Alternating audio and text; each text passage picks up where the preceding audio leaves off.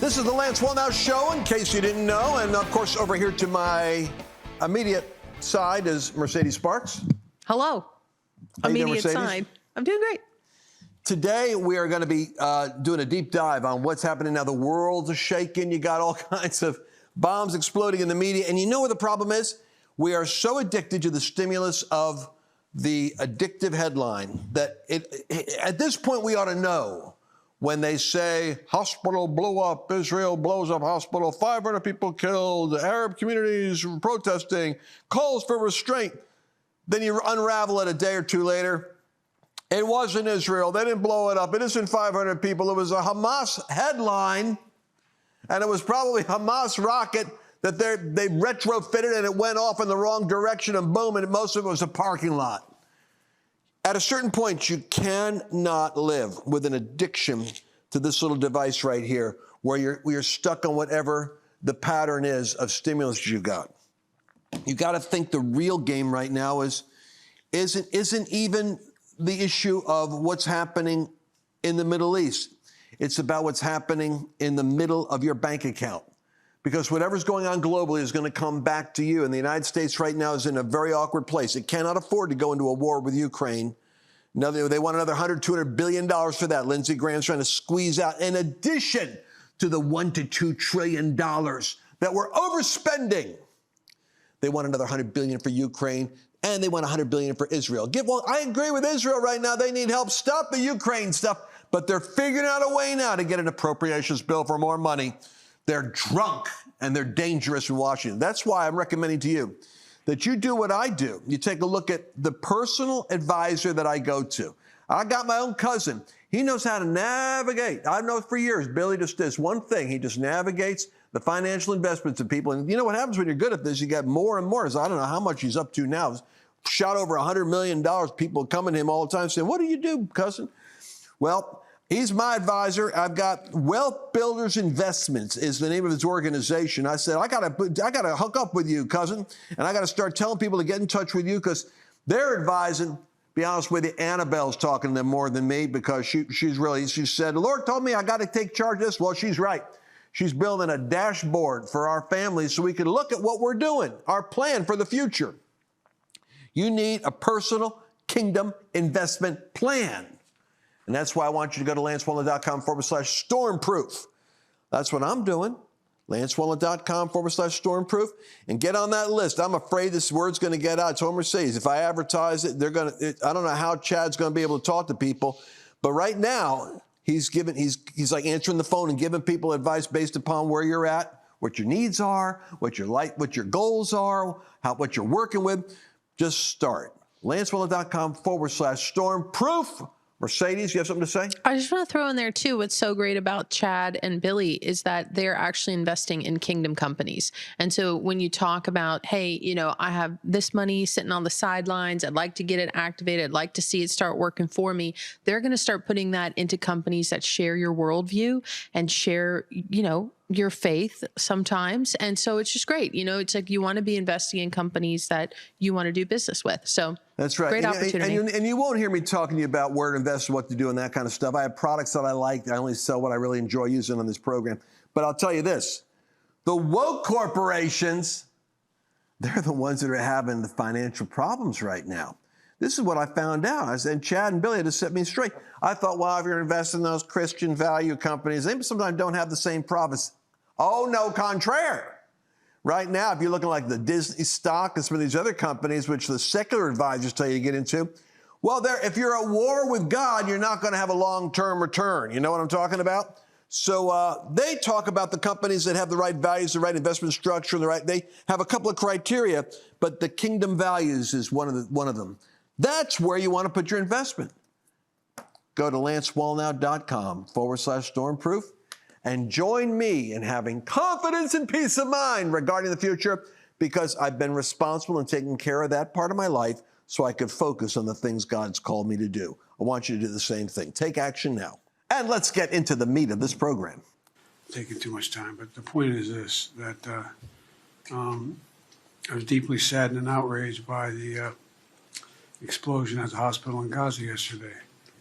And based on what I've seen, it appears as though it was done by the other team, not you. But there's a lot of people out there not sure. So we got to overcome a lot of things.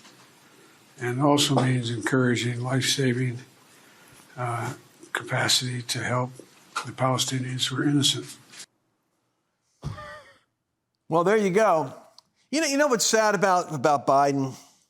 I watched him years ago when he would send a thrill up Chris Matthews' legs. I remember one time I was watching a thing called Hardball before your time.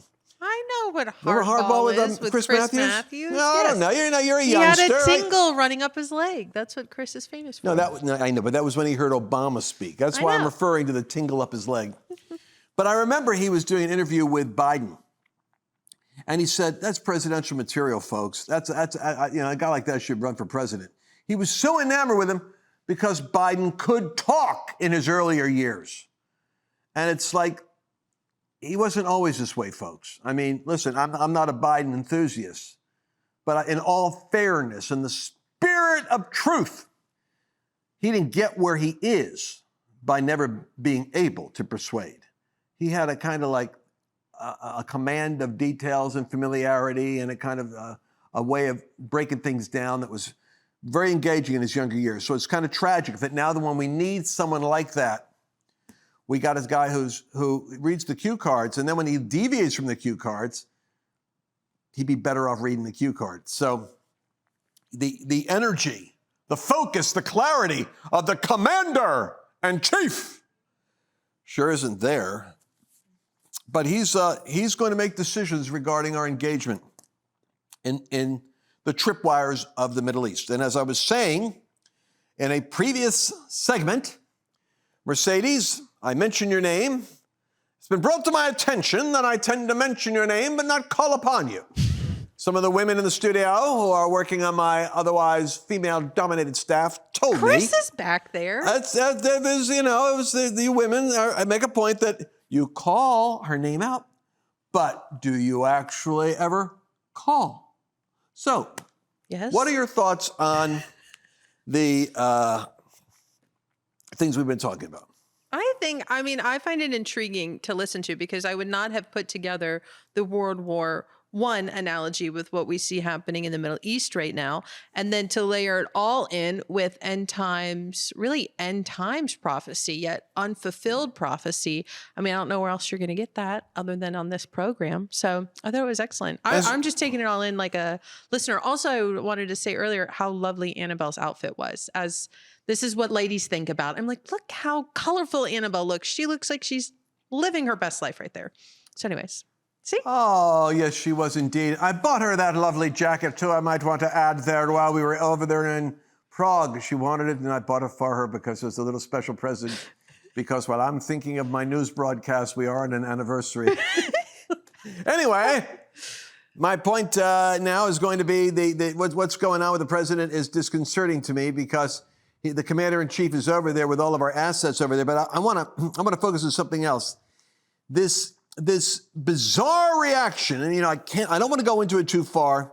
I'm sure any of you that are of a rational mind are looking at the celebration of the irritation, the agitation, and the kind of like weird sports fanaticism behind the Palestinians' liberation, behind their army, behind Hamas. On the college campuses, in our cities. I live in Dallas. I am shocked to be in Europe and see a dang protest of, I don't know how many thousands of ardent, pro-Hamas, Jew-hating, sloganizing potential. Look at this in Dallas, Texas. This thrills me when I see this in Dallas. The only thing worse than that is, I also saw when I was in Europe, I couldn't believe it was here. I'm watching this I thought it was Paris. I thought it was in Germany. I thought it was in England.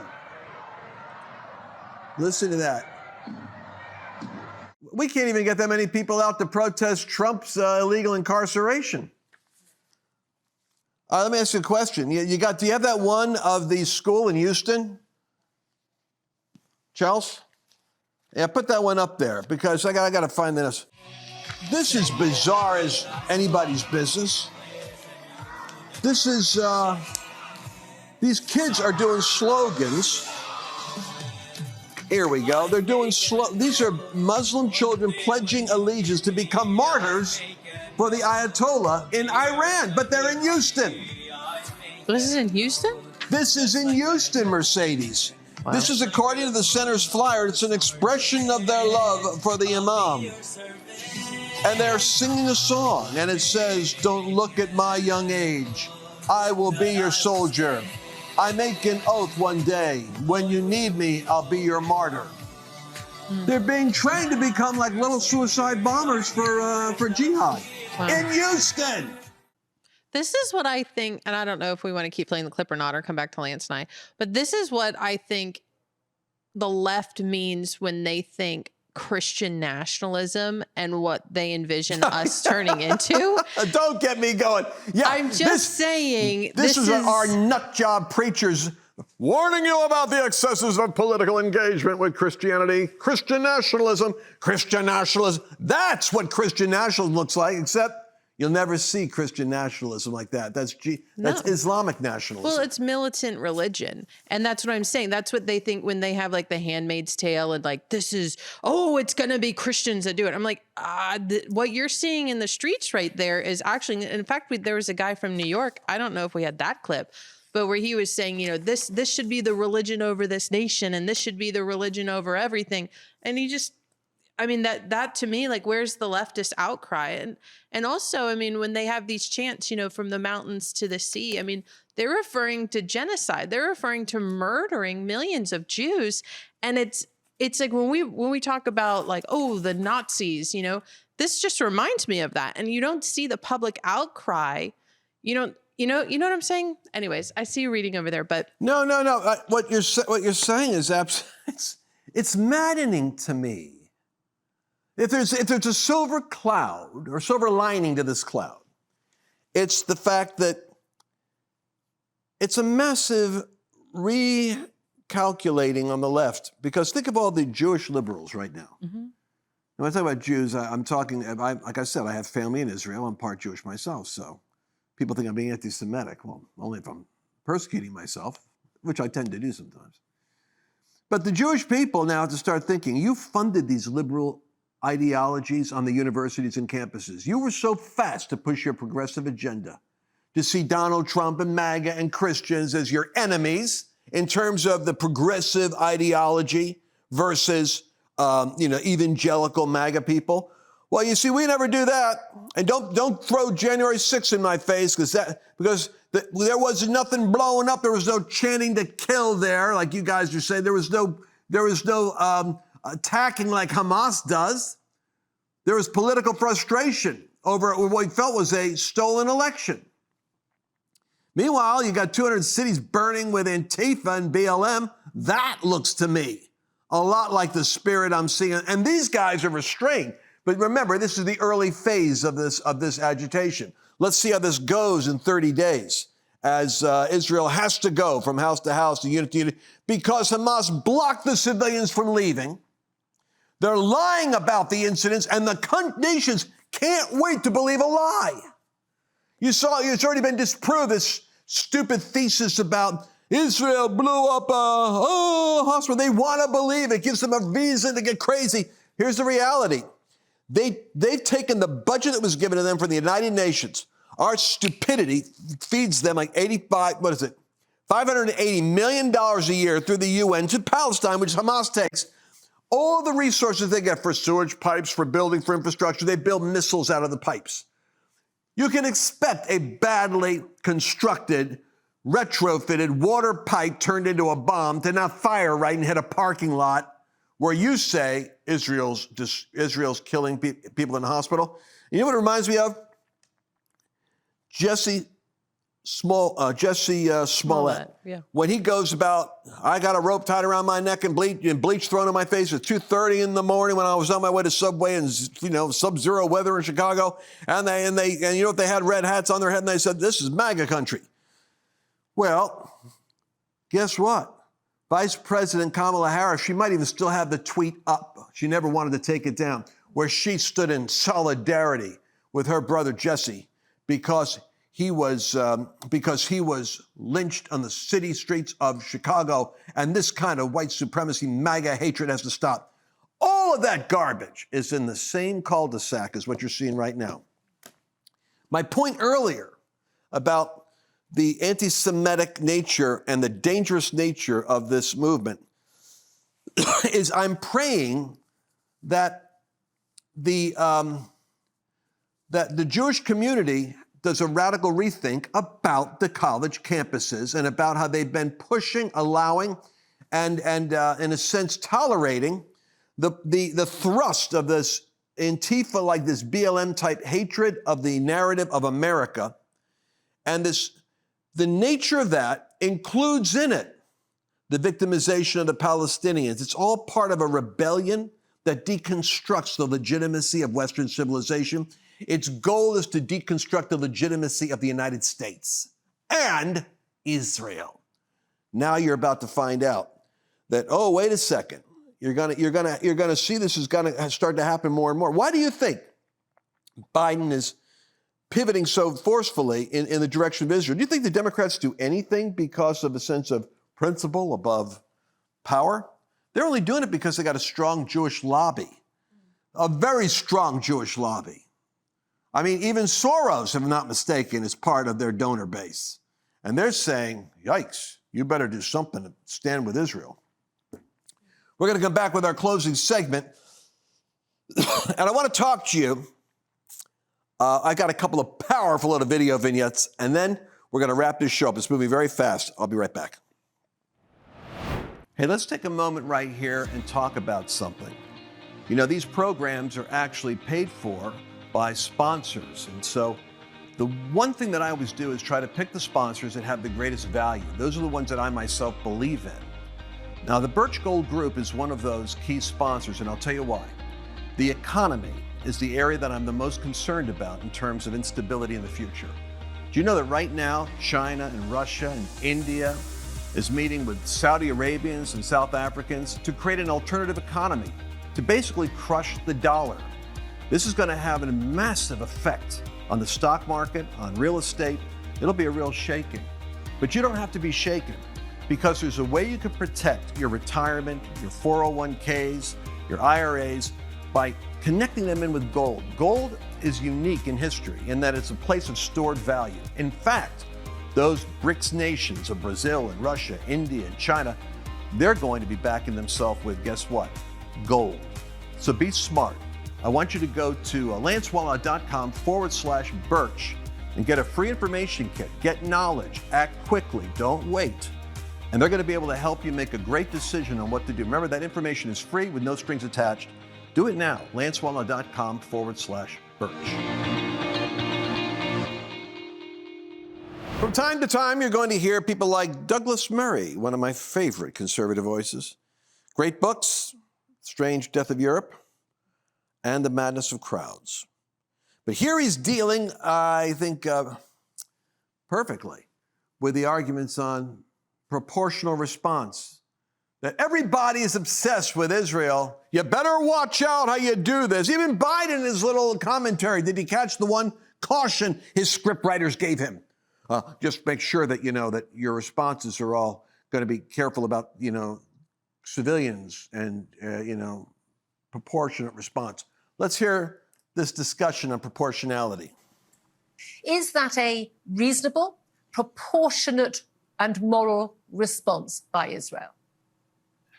There is some deep perversion in Britain whenever Israel is involved in a conflict, and it is the word you just used, proportion, proportionate, proportionality. Only Britain is really obsessed with this. I've heard it for the last few days incessantly. Proportionality in conflict rarely exists. But if we were to decide that we should have this fetish about proportionality, then that would mean that in retaliation for what Hamas did in Israel on Saturday, Israel should try to locate a music festival in Gaza, for instance, and good luck with that, should try to find a music festival in Gaza and rape precisely the number of women that Hamas raped on Saturday, kill precisely the number of young people that Hamas killed on Saturday. They should find a town of exactly the same size as a town like Sderot, where I've been many times myself, and make sure they go to door and kill precisely the correct number of babies that Hamas killed in Sderot on Saturday, and shoot in the head precisely the same number of old age pensioners as were shot in Sderot on Saturday, just to choose one town. Proportionality in conflict is a joke. And it's a very strange British concept which we've had, that only the Israelis in a conflict, when they are attacked, are expected to have precisely the proportionate response.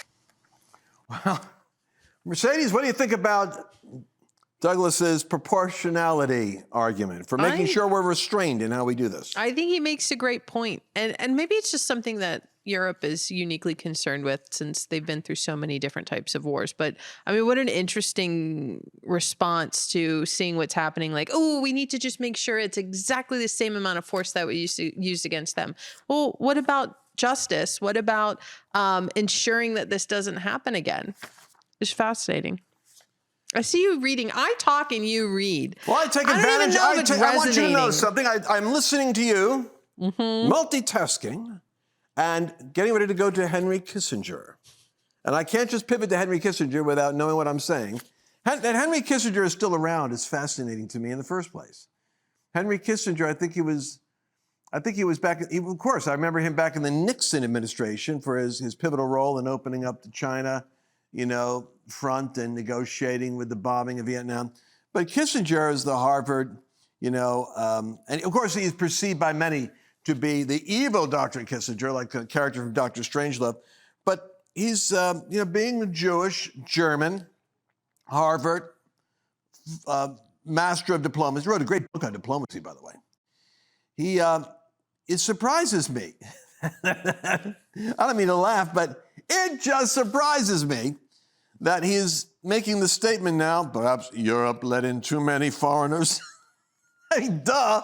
You think now we're going to find out how smart it was? We got the world leaders incite riots against the U.S. and Israel by spreading Hamas lies about the hospital. Flares and bottles thrown as protesters clash with police at pro-Palestine march in London as cops arrest 15. Well, that's great. Then we have France, where they had to stand down like 1,000 people protesting, patrolling around. What I'm saying is, you think maybe you're talking about Viktor Orban and Trump being a white nationalist. What they were saying was, there are certain cultures that are not easily assimilated into other cultures. Similar to, it's not easy to put, it's like gargling with glass. You cannot take in, for instance, as we have now in the United States. Hey, get ready, get that segment queued up in Marco Rubio, where he's talking about the immigration. You can't, like they're even talking now about bringing in Palestinians from the Gaza Strip. I met a couple of great Gaza, Strip, Christian-oriented, or they were tour guides. I guess they had to be likable. But the reality is, the children, when you see what they're teaching them in Houston, imagine what they're getting in Gaza. Their hatred for the Jewish people is so profound, they think they're doing God. Remember what Jesus said, the day will come when people killing you will think they're glorifying Allah. They're doing God a service. He's talking about modern day jihad Islam. When Kissinger and the intellectuals and the Harvard elite are now saying, perhaps we brought a few too many foreigners into Europe. Well, no kidding, Sherlock Holmes. And what's worse is, these are people that don't have the same, of course you don't come in with the same language, but you don't have the same ideology, you don't have the same theology, you don't have the same faith, you don't have the same history. And what's worse yet is they come from countries where the one thing they've got is an agitation over the victimization of their circumstance, and they're trained to say you're responsible for it. And then they come into your country and are prepared to continue their absence of assimilation into your democracy, into your culture, into your language, into your values, and go to war against it. This is the definition of insanity.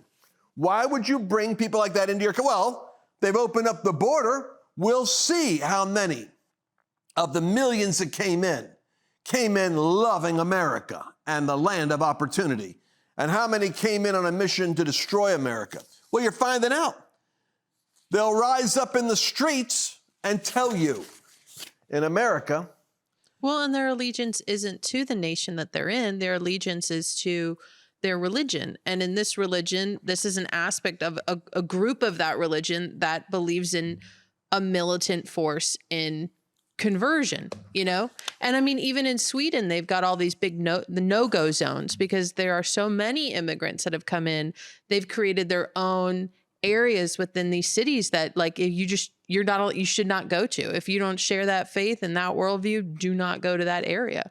And lest I sound like a ranting, raving, white supremacist, Kissinger noted that the flood of migrants into the first world threatens the stability of global peace.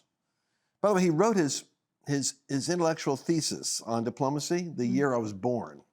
That shows you how long he's been around. 1901? Yes, at the time of the assassination of the Archduke Ferdinand, while I was yet a pup. It was a grave mistake, Kissinger says, to let in so many people of totally different culture and religion and concepts. Culture, religion, concepts, because it creates a pressure group inside each country. You want to know what I found out in Europe? I'll tell you what I found out. They know they have to stand with Israel, but they're nervous because they don't know how many Muslims will riot, blow things up, or do acts of terror if they don't toe the line sensitively. Folks, that's power. When you've got the majority afraid of offending a minority, that's power. Let's play that bit of advice quickly from Marco Rubio. Well, first of all, it's the existing law of the country, right? Our laws basically say that you are inadmissible under a visa, student visa, to be a teacher here, to be a tourist, whatever, if you are a supporter of a designated terrorist group. And then this week, we see people marching at universities and in the streets of our country and so forth, calling for intifada, celebrating what Hamas has done, justifying what Hamas has done. These are supporters of Hamas. Those people who are here, okay, on a visa to be a student, to be a professor, whatever, those people need to go. Those people need to go. What do you think, Mercedes? Yeah, I mean, I think so. If you're in favor of killing babies and killing anyone, I wouldn't say don't think killing you should be babies. here. That's a pro-choice position, isn't it? It's Killing when you're babies? in favor of. Yeah, that's also yes. That they maybe should go too. I mean. I just want to see how far I can push the boundaries of tolerance on this program. But the thought that I've got is pretty. You know, we could play that Gaza rocket footage. I'm not going to because I only have 1 minute and 48 seconds, according to my very austere producer.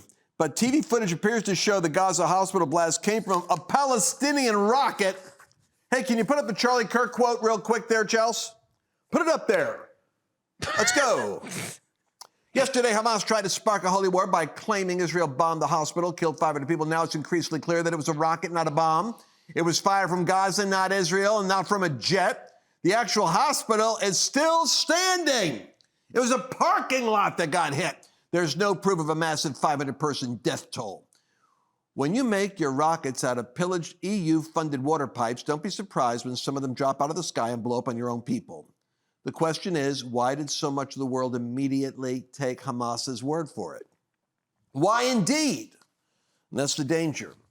That's the moment we're at right now. And that's the thing that I pray, and I mean this, pray that this does not become a World War I tripwire situation where Russia and China trip in and Iran makes a miscalculation because the fragile edge of the nerves of people requires an intercession that only God can send the peace of God down upon a nation to give it that calm.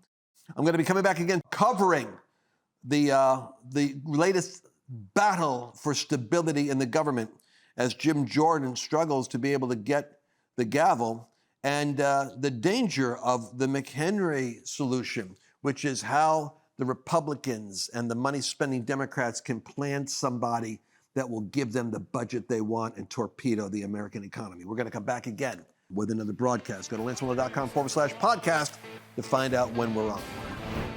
Did you enjoy this latest episode? Please remember to share it with your friends, because the more knowledge you have, the better equipped you are to navigate the world.